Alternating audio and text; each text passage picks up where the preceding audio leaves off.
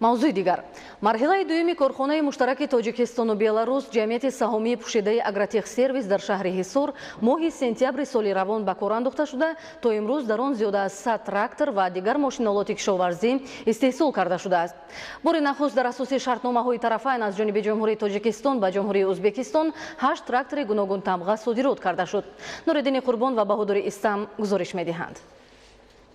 ҷумҳурии Тоҷикистон бо ҷалби сармояи дохилию хориҷӣ ва ба роҳ мондани муносибатҳои неки дӯстона бо дигар кишварҳо ҳамасола дар ҷумҳурӣ корхонаҳои хурду бузурги истеҳсолиро таъсис дода, дар баробари таъмин кардани бозори дохилӣ бо истеҳсолоти ватанӣ ҳамзамон онро ба хориҷ содирот менамояд.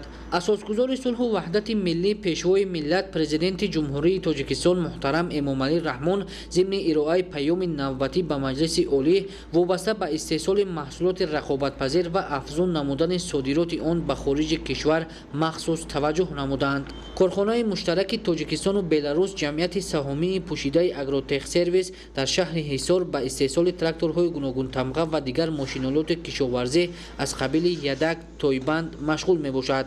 аввалан шукри ин тинҷӣ ин амонӣ ки барои мо ҷаноби олӣ муҳайё карданд. Бояд қайд кунем ки арзи вуҷуд кардани ҳамин корхона ҳам маҳз бо ташаббуси ҷаноби олӣ буд. Мо бояд қайд кунем ки соли равон 29 сентябр марҳилаи дуюми корхона бо иштироки худи ҷаноби олӣ мо ба фаъолияти пурра оғоз кардем ва имрӯз корхона дар шакли пурра кор карда истодааст. Тибқи иттилоъ то имрӯз дар корхона зиёда аз 100 трактор истеҳсол карда шуда пешниҳоди аҳолӣ гардонда шудааст. Бояд зикр намуд ки яке аз хатҳои васлу насби техникаҳои кишоварзӣ ба содирот нигаронда шудааст. Имрӯз дар асоси ҳамкориҳои дуҷониба аз корхонаи муштараки Тоҷикистону Беларус ҷамъияти саҳомии пӯшидаи Агротехсервис дар шаҳри Ҳисор ба Ҷумҳурии Ӯзбекистон 8 адад трактори гуногун тамға содирот карда шуд. ва яке аз самтҳое ки ҷаноби олӣ имрӯз диққати хоса медиҳанд, ин аз мамлакати аграрӣ ба мамлакати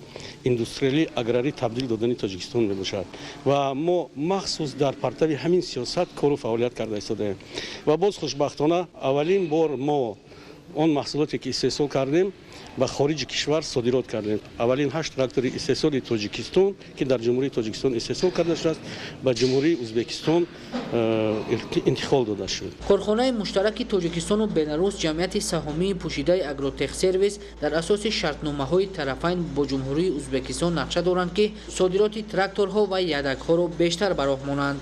На танҳо мо барои як ҷумҳурии Тоҷикистон вабше бояд қайд намоем ки асосан мо бояд ки ҳам ба ҷумҳурӣ ва ҳам ба содирот нигаронида шуда бошем. Шариконе ки мо бо онҳо кор мекунем, мо бо ҷумҳурии Ӯзбекистон аллакай шартнома дорем, бо ҷумҳурии Покистон аллакай шартнома дорем ва инчунин бо ҷумҳурии Афғонистон низ шартнома дорем. Мо тракторҳои ки шумо инҷо мебинед, ино барои ҷумҳурии Афғонистон омода шудаанд ва дар рӯзҳои наздик ва ин тракторҳо ҳам интиқол дода мешавад. Масъулони корхона ният доранд ки сол то сол истеҳсоли тракторҳо ва дигар таҷҳизоти заруриро зиёд намуда бо дигар кишварҳо аз ҷумла Ҷумҳурии Исломии Афғонистон ва Покистон содиротро ба роҳ монанд. гуфтушудҳои пешакӣ дар давоми сол бояд шумори содироти ин тракторҳо зиёд мегардад ва дар назар аст ки дар қатори тракторҳо бо дигар намуди мошиналотҳо низ дар давоми сол ба ҷумҳурии ҳамсоя содир карда мешавад. имрӯзҳо кормандон ба васлу насби тракторҳо, ядакҳо, тойбанд ва дигар мошиналоти кишоварзӣ машғуланд. Тракторҳои истеҳсолкардаи корхонаи муштараки Тоҷикистону Беларус ҷамъияти саҳомии пӯшидаи Агротехсервис ба шароити Тоҷикистон мутобиқ буда барои рушди соҳаи кишоварзӣ ва таъмини хоҷагидорон бо техникаҳои соҳавӣ заминаи мусоид мегузорад. тавре масъулон таъкид доштанд дар корхонаи муштараки Тоҷикистону Беларус ҷамъияти саҳомии пӯшидаи Агротехсервис дар баробари тракторҳо ва дигар мошиналоти кишоварзӣ ҳамзамон экскаваторҳо низ истеҳсол карда мешавад, зеро дар кишвар талабот ба чунин техникаҳо хеле зиёд аст.